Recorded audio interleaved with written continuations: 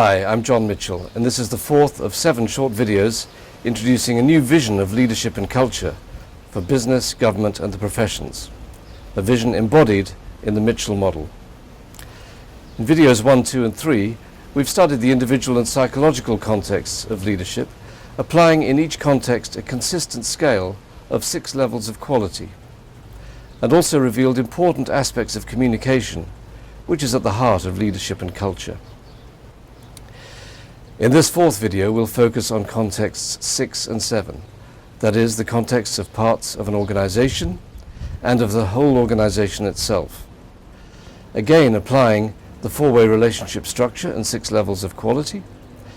And in addition, we'll explore the realities of strategy and of how strategic thinking, and even the use of the word strategy itself, varies between different levels.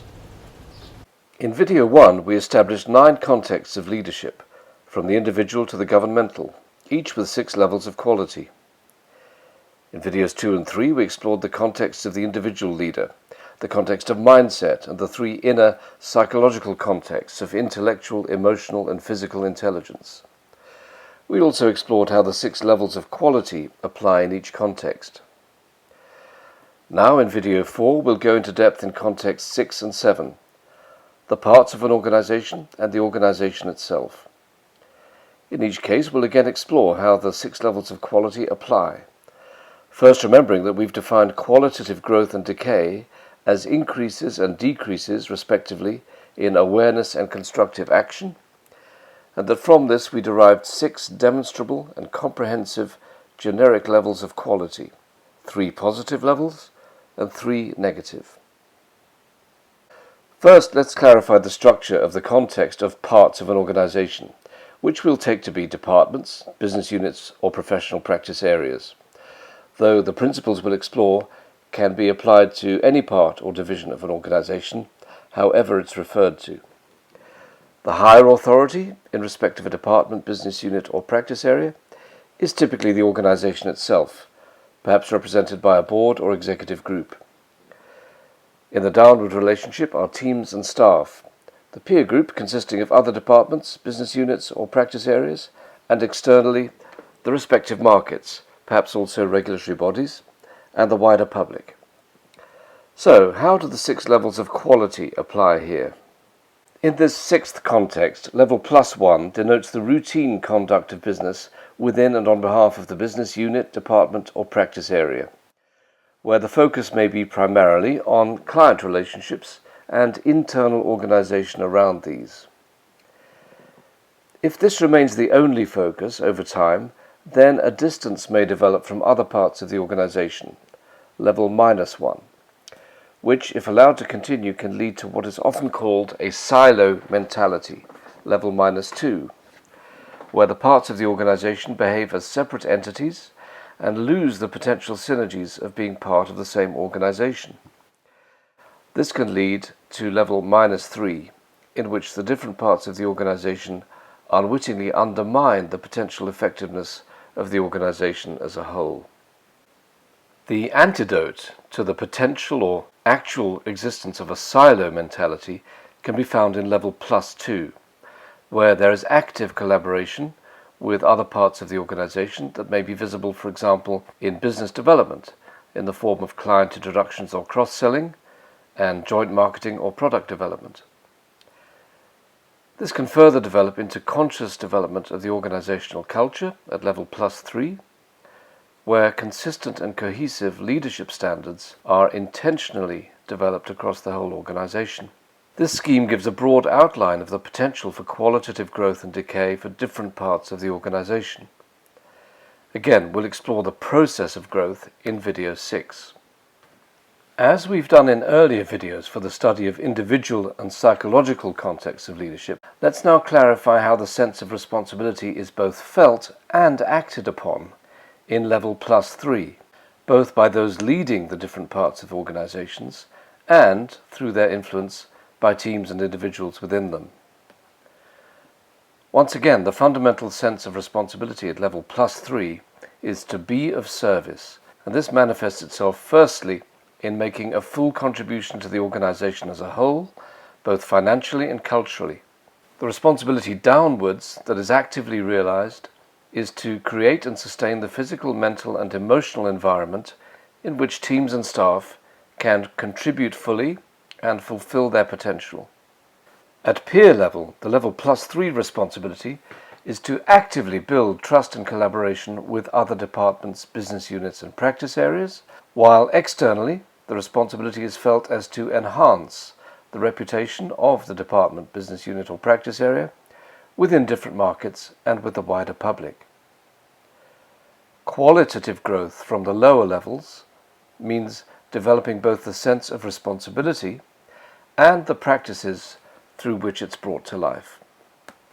Let's now turn to context 7, the context of the organization as a whole, and again articulate the 4 core relationships in this context. The higher authority in context 7 is typically the market or industry in which the organization operates, including its clients. In the downwards relationship are the parts of the organization, such as departments, business units and practice areas, with the peer group consisting of other organizations operating in the same market or industry, whether competitively or collaboratively.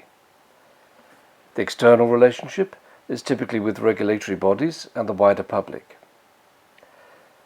Once again, the fundamental sense of responsibility at level +3 is to be of service, and this manifests in the responsibility to make a full contribution to clients and the market.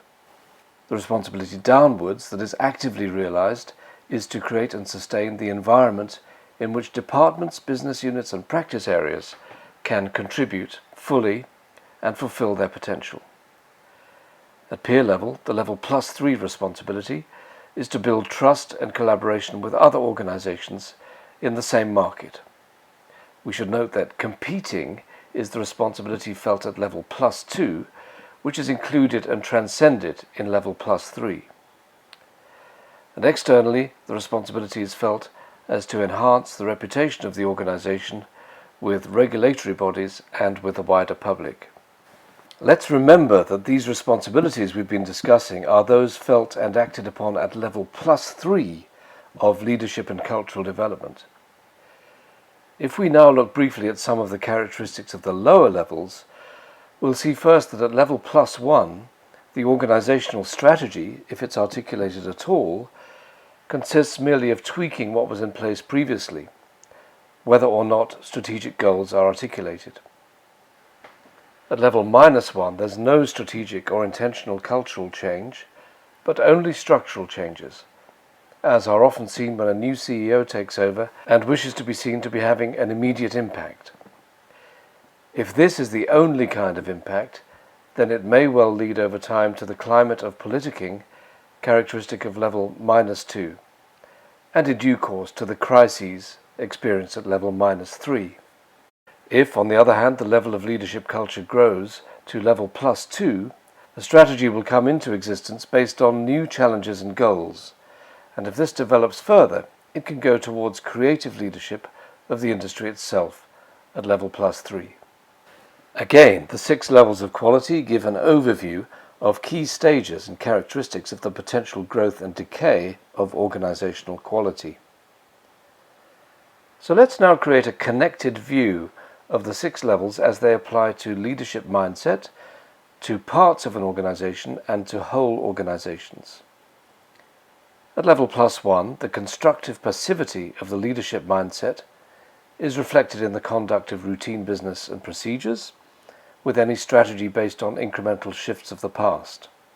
If no higher level of development is aimed at or reached, the mindset may descend to the destructive passivity of level -1, reflected in a quiet distancing of the various parts of the organization from each other, and in the absence of changes other than structural ones.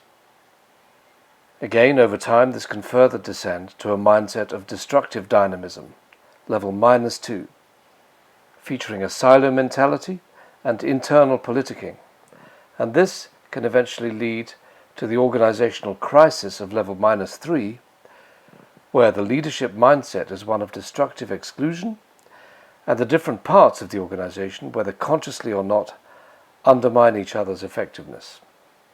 Moving in the opposite direction from level +1 If a level +2 mindset of constructive dynamism is achieved, then this may help instill collaboration between departments and a wider strategy with new development goals. Developing further to a level +3 mindset of constructive inclusion, the different parts of the organization may come together to develop an optimal culture so that the organization achieves industry leadership. As we saw when studying the psychological contexts, a great deal of organizational life, perhaps even the vast majority of it, can be thought of in terms of movements and oscillations between levels +2 and -2.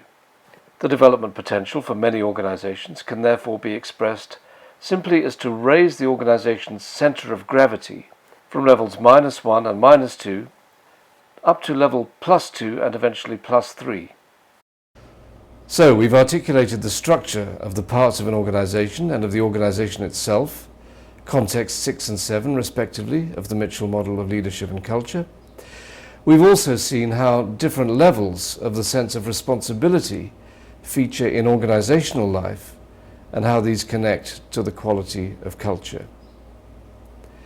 Let's now pick up from the section on the quality of questioning and listening in video 3 and explore how these connect to the quality of strategic thinking within and on behalf of an organization.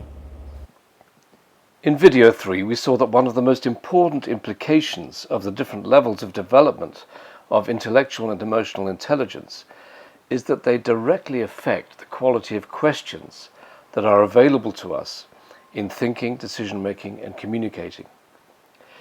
In level +1, for example, the most commonly used questions are checking questions, usually closed or yes-no in structure, while in level +2, open questions, questions seeking ideas and solutions, predominate. In level +3, there's a different quality of questions, questions that require new thinking in order to be answered and that have the power to promote understanding. It can be important also in developing the quality of organizational life to be aware of the differences in the ways that standard strategic terminology is used.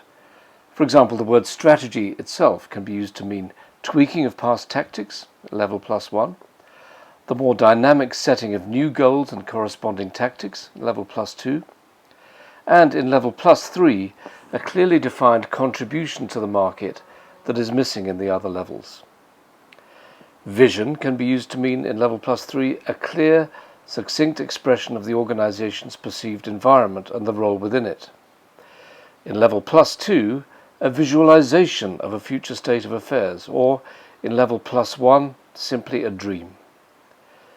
Similarly, the word mission can be used to articulate clearly the contribution to be made, as in level +3, a simple goal such as to be number 1, level +2, or aspirational statements such as a list of as yet unactualized values. Again, as we focus on the different levels of these categories and move upwards, we can get a feel for the type of development of IQ and EQ that may be needed for the quality of strategic questioning and thinking to evolve. So, how can interested organizational leaders and decision makers find out more about the Mitchell model and its potential value to them personally and for their organizations? There are 3 ways. First, take time to study and assimilate all 7 of these introductory videos, which will help you already to get some bearings about where your leadership and organizational quality currently stands.